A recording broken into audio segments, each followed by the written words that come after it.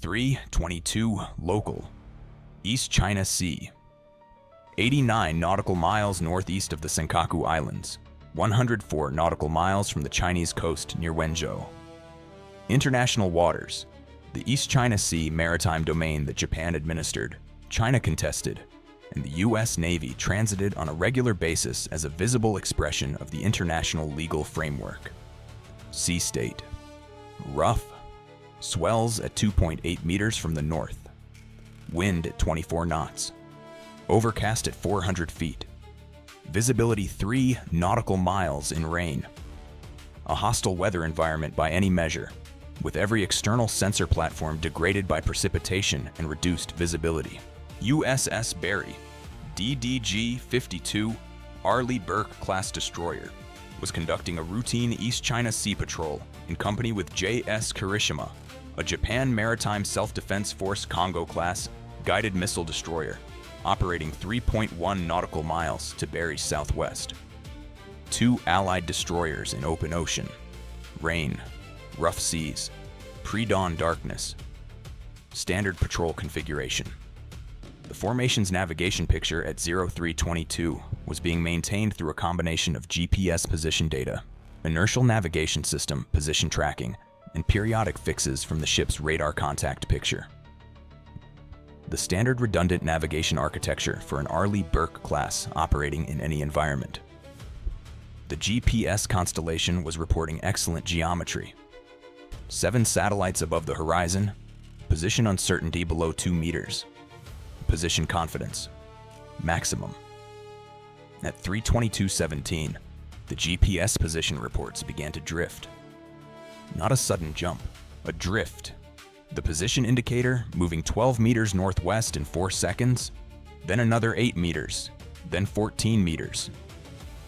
The inertial navigation system, which maintained its own position estimate based on accelerometer and gyroscope data, independent of GPS, had not changed. The INS was showing Barry's position as 0.3 nautical miles southeast of the GPS indicated position, and the discrepancy was growing at approximately 4 meters per second. The Navigation Watch officer noted the discrepancy at 03:22:31. Standard procedure for GPS-INS divergence was to flag the condition, cross-check with radar contact fixes, and report to the TAO. The watch officer pulled up the surface radar picture to compute an independent position, fix from known contacts. The method of determining the ship's actual position by measuring the bearing and range to 2 or more contacts whose positions were known. The surface radar picture had 3 usable contacts for a fix. A large commercial tanker at 18 nautical miles bearing 041, logged in the AIS database at a known position. JS Kirishima at 3.1, nautical miles bearing 228, and a distant contact at 44 nautical miles bearing 307 assessed as a commercial vessel. The radar fix agreed with the INS position, not the GPS position. The GPS was wrong. At 03:23:04, the Navigation Watch officer reported to the TAO GPS position diverging from INS and radar fix by 0.4 nautical miles and increasing. GPS reliability flagged. Ship navigating on INS and radar fix. The TAO notified the captain at 03:23:09.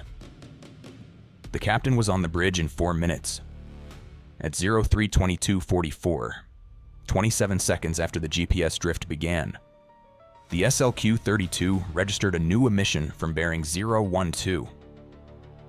The bearing was north-northeast. Open ocean.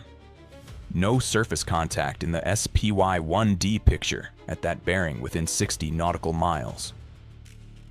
The emission was not in the SLQ-32's standard threat library. It was a high-power L-band signal, wideband, pulsed at irregular intervals. The system logged it as an uncharacterized emission and flagged it for the EWSA, the Electronic Warfare Systems Administrator, to review. The EWSA reviewed it at 03:23:11, 27 seconds of signal data. The emission pattern was consistent with published descriptions of a GPS spoofing signal, a high-power transmission that mimicked GPS satellite signals at elevated power, overriding the weaker authentic satellite signals and feeding false position data to any GPS receiver in range. The EWSA flagged it as a probable spoofing source and reported to the TAO at 3:23:19. At 3:23:19, the operational picture had its shape. Someone, at a position north-northeast of Barry at a range beyond 60 nautical miles, was transmitting a GPS spoofing signal that was feeding false position data to every GPS receiver in the formation. Barry had caught it in 62 seconds because of the INS crosscheck. JS Kirishima had transmitted on the intership data link at 03:23:14 to report that its own GPS was showing a divergence from radar fix. Kirishima had caught it in 57 seconds by the same method. Both ships were navigating on INS and radar fix. Both crews knew their GPS was being spoofed. The spoofer's position was assessed from the SLQ-32, bearing at 012, north-northeast, range indeterminate from a single bearing. At 03:24:08, 1 minute and 51 seconds after the GPS drift began, the SPY-1D acquired 2 launches from bearing 032, northeast, not from the spoofing signal's bearing, but 20 degrees clockwise from it. 2 tracks. Velocity Mach 2.0 and climbing rapidly. Classification: YJ-12 anti-ship cruise missile. Sea skimming cruise phase transitioning to powered terminal. Range at acquisition: 41 nautical miles. Time of flight: 5 minutes, 22 seconds. General quarters at 03:24:11. 3 seconds from track classification. The engagement picture was now fully resolved. The GPS spoofing signal had been the precursor. Transmitted from bearing 012 to establish a false position offset in both ships' navigation systems before the YJ-12 missiles launched from bearing 032. The 20-degree offset between the spoofer's bearing and the launch bearing was the operational signature of the concept. The spoofer was not the same platform as the launcher. They were 2 separate assets, one dedicated to electronic deception, one to the kinetic engagement. The YJ-12's terminal guidance used an active radar seeker. In terminal phase, the missile's own seeker acquired the target ship's radar return and homed on it. The missile's accuracy in terminal phase was largely independent of GPS, but the mid-course guidance update, the phase between launch and terminal seeker activation, depended on a target position transmitted to the missile at launch. That launch position data had been derived from the GPS spoofing signal.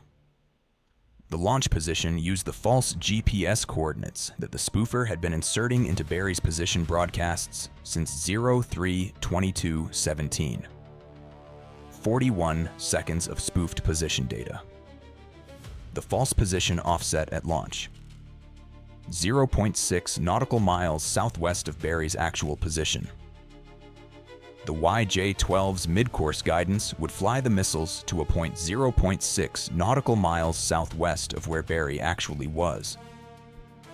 The missile's active radar seekers would then activate in terminal phase and acquire whatever radar return was present in the seeker's field of view at the activation point, which was 0.6 nautical miles southwest of the actual ship. The attack had been designed for a ship that hadn't caught the spoof. Barry had caught it.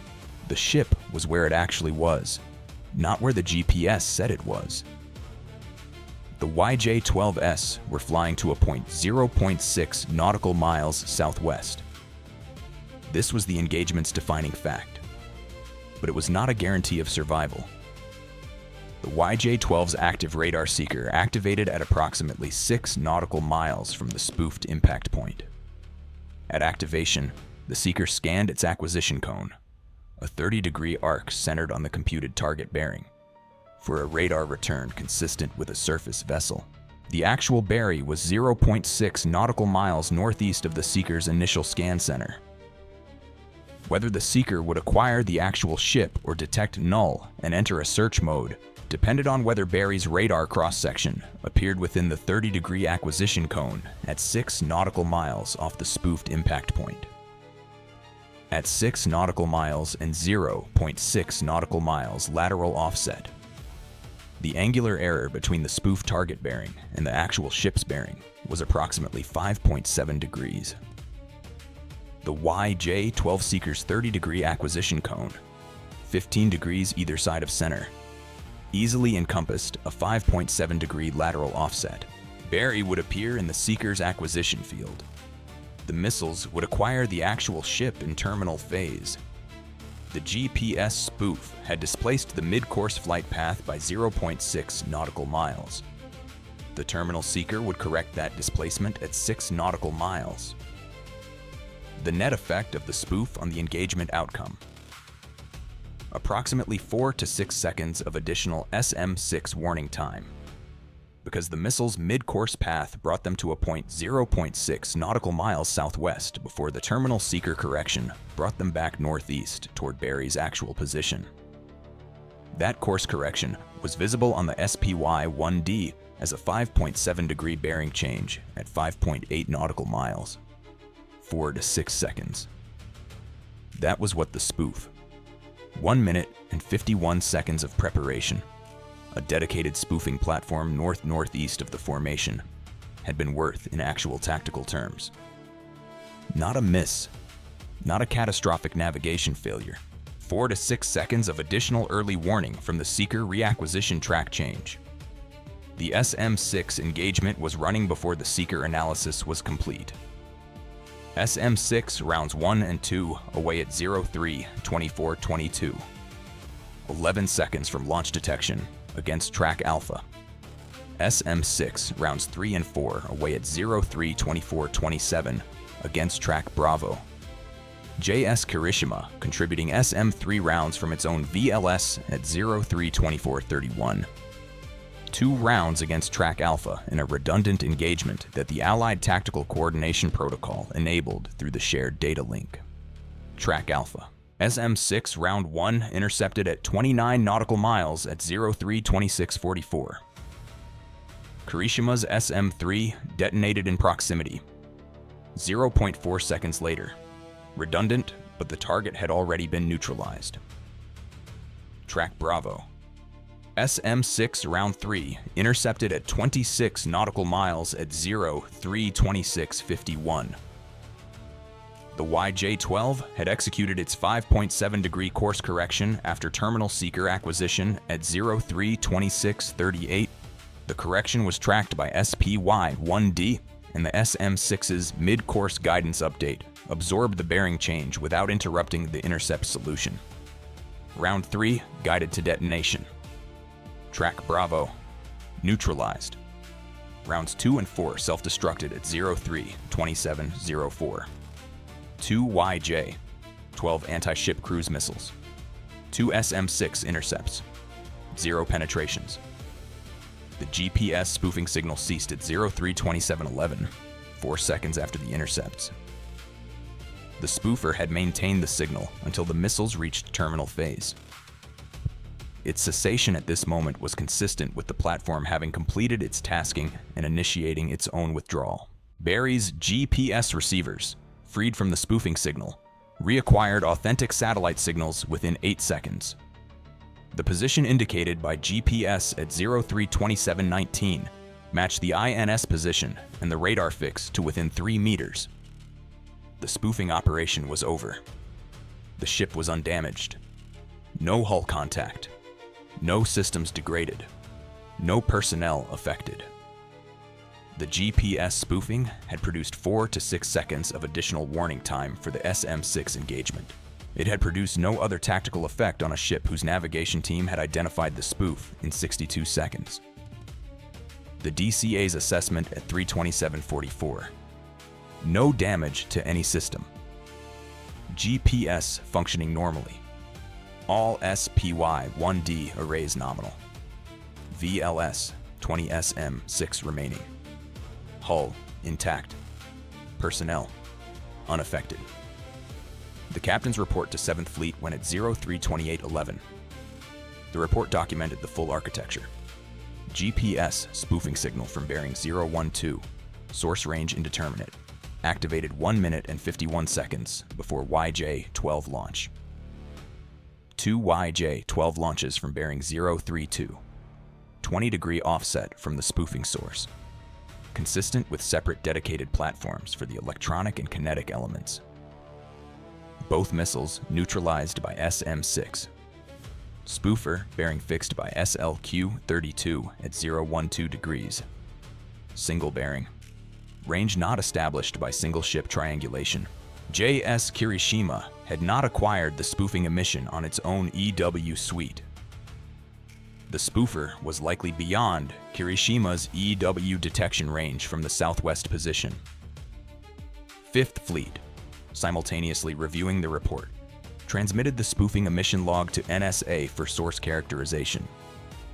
The L-band high-power emission profile was consistent with 2 potential source types: a large surface vessel with a dedicated electronic warfare payload, or a fixed or semi-fixed coastal installation operating at extreme range with a high-power transmission antenna.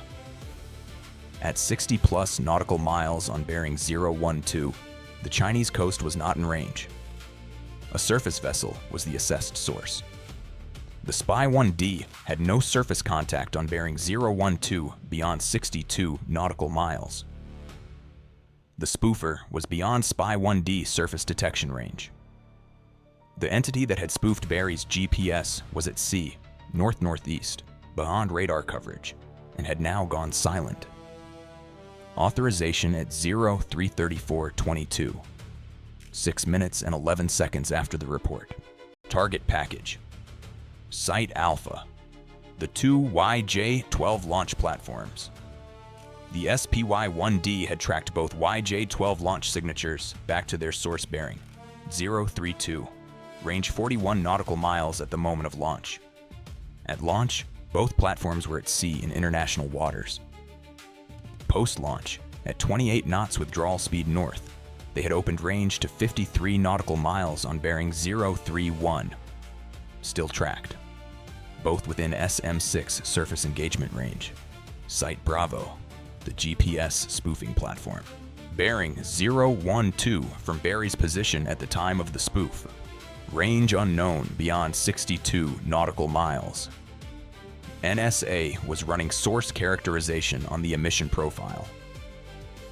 If the source was a surface vessel, the most likely assessment, it was between 62 and 90 nautical miles north-northeast, beyond SPY-1D surface coverage. Site Charlie, the planned coastal electronic warfare installation at Zhoushan Naval Base, assessed as the command and coordination node that had authorized and coordinated the combined spoof and strike operation. Fixed installation, known coordinates in the target database. Site Delta, a planned coastal radar installation at Wenzhou, assessed from the engagement's geometry as the over-the-horizon targeting system that had provided Barry's pre-spoof position data to the YJ-12 launch platforms. The YJ-12 mid-course guidance had used position data derived from the spoofed GPS broadcast, but to transmit that spoofed position to the launchers, the coordination chain had needed Barry's actual position first, which the Wenzhou radar had been providing before the spoof was activated. USS Barry conducted SM-6 surface engagement of both YJ-12 launch vessels at 033440, immediately after authorization, at 53 nautical miles bearing 031. 4 SM-6 rounds, 2 per vessel. Both contacts neutralized at 033529. The YJ-12 launch platforms that had fired at Barry did not complete their withdrawal to Chinese territorial waters. Running cost, 8 SM-6 rounds total, $18.4 million. USS Shiloh, CG-67, was operating 140 nautical miles to the southeast. Tomahawk authorization received at 0335. USS Ronald Reagan, CVN-76 Carrier Strike Group, was 320 nautical miles south-southeast in the Philippine Sea. Air wing authorization at 033530. T+0. YJ-12 launches detected. 0324. T+3 minutes. Both missiles neutralized. 0327. T+10 minutes.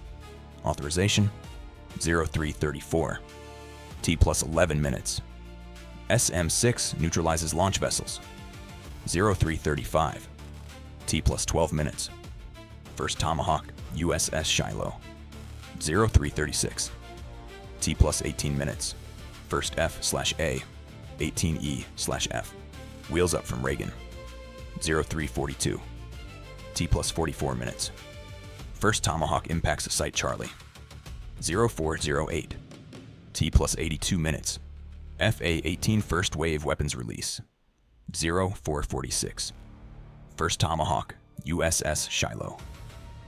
336. Cost, $1.87 million.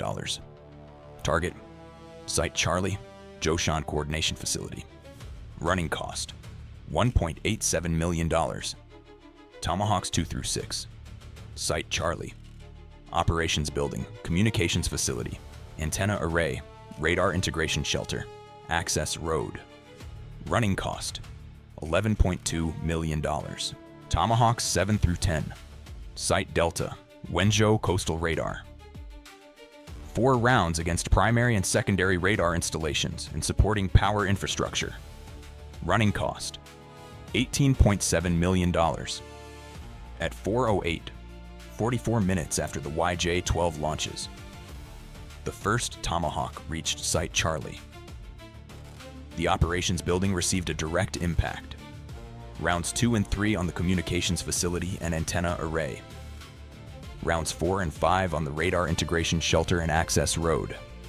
Site Charlie confirmed inoperable at 040922 on MQ-9 Reaper feed. Running cost at T+46 minutes, $11.2 million. Site Charlie assessed value, $340 million in coastal electronic warfare and coordination infrastructure. 414. Site Delta, Wenzhou Coastal Radar. All 4 rounds on target. Primary radar installation confirmed inoperable at 041458. Secondary installation confirmed at 041519. The over-the-horizon targeting system that had provided pre-spoof position data for the YJ-12 engagement was assessed as eliminated. The FA-18 formations from Reagan reached weapons release range at 0446. Targets: the GPS spoofing source.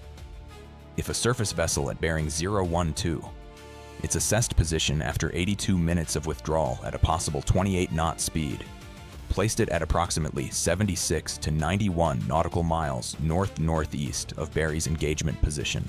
The MQ-4, Sea Triton surveillance asset that had been tasked at 0335, airborne from Guam, now 44 minutes into its high-altitude flight toward the search area, had detected a surface contact at 79 nautical miles, bearing 014 from Barry's engagement position at 0444. The contact was a vessel of approximately 180 meters, emitting no AIS, moving at 24 knots north. The F/A-18 first formation conducted a visual identification pass at 044618. A 4-ship formation at 400 feet in rain and 3 nautical mile visibility, using forward-looking infrared sensors and active radar to acquire and assess the contact. The FLIR imagery at 44644 showed a vessel with a large antenna array on its afterdeck, inconsistent with the profile of a commercial ship. The antenna array's configuration was assessed as consistent with a high-power L-band electronic warfare installation. The F/A-18 formation employed 4 JSOW munitions against the vessel at 44711. All 4 guided to impact. The vessel, assessed as a planned dedicated electronic warfare platform operating without AIS in international waters, was rendered non-operational. Post-engagement imagery via Triton confirmed significant structural damage to the vessel's aftersection, encompassing the antenna array that had been the source of the GPS spoofing signal. The vessel was assessed as non-recoverable. The GPS spoofing source was neutralized at 4:47:41. 83 minutes and 30 seconds after its signal had first shifted Barry's GPS position indicator, 12 meters northwest. First fog element. Vessel's registered identity, exact plan organizational affiliation, and crew disposition were unconfirmed. The antenna array was gone. Second, Barry F. A. 18 wave at 04:59. 6 JDAMs against 3 planned coastal electronic warfare facilities along the East China Sea coast, assessed as connected to the Zhoushan coordination network. 4 of 6 confirmed on target. 2 JDAMs impacted approach roads and peripheral structures, rather than primary buildings, due to late guidance wind corrections. 2 of 3 facilities confirmed inoperable, 1 partially functional. Second fog element.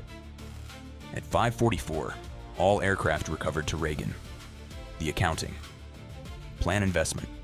2 YJ-12 launch vessels. Modifications. Weapons load. Crew deployment. Estimated $12 million. 8 YJ-12 missiles at approximately $3 million each. $24 million. GPS spoofing vessel deployment. Estimated $4 million in operational cost. Zhoushan coordination and Wenzhou radar support. $2 million. Total, $42 million. Damage achieved, 0. Both YJ-12S intercepted. GPS spoofing produced 4 to 6 seconds of additional SM-6 warning time rather than navigation catastrophe. No hull contact. No systems degraded. U.S. response cost. 8 SM-6 for launch vessel neutralization. $18.4 million. 10 Tomahawks. $18.7 million. F/A. 18J. SOW and JDAM employment. 14 sorties. $14.8 million. Triton surveillance. $1.1 million. Total. $53.0 million. Adversary assets removed. Both YJ-12 launch vessels neutralized at sea. GPS spoofing vessel neutralized. Site, Charlie Zhoushan coordination facility confirmed eliminated. Site Delta Wenzhou radar confirmed eliminated. 2 of 3 supplementary EW facilities confirmed inoperable. The plan's GPS spoofing concept was operationally sophisticated and, in theory, represented a genuine exploitation of a navigation system vulnerability. A ship that had relied exclusively on GPS for its position picture would have had a 0.6 nautical mile position error. At the moment the YJ-12S activated their terminal seekers. Not enough to cause a miss at the seeker's 30-degree acquisition cone, but enough to complicate the SM-6 engagement geometry, if the position error fed into the engagement solution. What the plan's planning cell had not modeled was the speed of GPS-INS divergence detection on a ship with an experienced navigation watch. 62 seconds to identify, cross-check, report, and switch to INS plus radar fix navigation. The spoofer needed the navigation error to propagate into Barry's tactical systems. The SM-6 engagement solution, the ship's position broadcast on tactical data links, for the full 111 seconds before the YJ-12 launch. What it got was 9 seconds of propagation before the navigation watch flagged the discrepancy, and INS became the primary navigation reference. The YJ-12S launched with a targeting solution based on a position offset that was already 9 seconds stale on Barry's systems. The offset had propagated into the data link broadcast for 9 seconds, long enough to be received by the YJ-12 launcher's fire control systems before the link picture corrected. The missiles flew the 0.6 nautical mile displaced mid-course path. The seeker acquired the actual ship at 5.7 degrees off-center. Standard terminal phase correction. Standard SM-6 intercept. The concept was sound. The detection speed was not in the model. USS Barry, DDG-52. 0 damage. GPS spoofing detected and navigation transferred to INS and radar fix in 62 seconds. All SM-6 intercepts confirmed. All systems nominal throughout. Personnel, unaffected. SM-6 inventory, 12 remaining. Ship status, fully operational. JS Kirishima, JMSDF, 0 damage. GPS spoofing independently detected at 57 seconds. SM-3 contribution confirmed in Allied engagement sequence. USS Shiloh, CG-67, no damage. 10 Tomahawks expended. USS Ronald Reagan, CVN-76, 14F/A, 18E/F sorties. All aircraft recovered. Total U.S. response cost, $53.0 million. Adversary, both YJ-12 launch vessels, neutralized at sea. GPS spoofing vessel, neutralized, identity unconfirmed. Site Charlie, confirmed eliminated. Site Delta, confirmed eliminated. Supplementary EW network, 2 of 3 facilities confirmed inoperable. U.S. execution.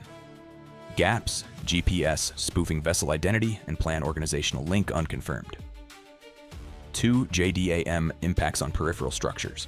1 EW facility partially functional. Both fog elements in response, not in the ship defense. 62 seconds. That is the time between the first GPS position drift and the navigation watch's flag. 62 seconds to identify a GPS spoofing signal, cross-check against INS and radar fix, confirm the divergence, and transfer primary navigation to verified systems. The plan's GPS spoofing concept required that 62-second window to be longer. The longer the false position data propagated into Barry's tactical systems, the greater the mid-course targeting error in the YJ-12S, and the more complex the SM-6 engagement geometry would become. 62 seconds was not long enough. It was long enough to produce a 9-second propagation window for the false position data. It was not long enough to corrupt the SM-6 engagement solution. The YJ-12S flew to the wrong point in the middle of their flight. Their seekers corrected at the end. The SM-6S corrected for that correction. Both missiles were neutralized at 26 and 29 nautical miles. The GPS spoofing vessel is at the bottom of the East China Sea. The coordination facility at Zhoushan is confirmed eliminated. The targeting radar at Wenzhou is confirmed eliminated. USS Barry is on its patrol track. JS Kirishima is on its station. The East China Sea is open.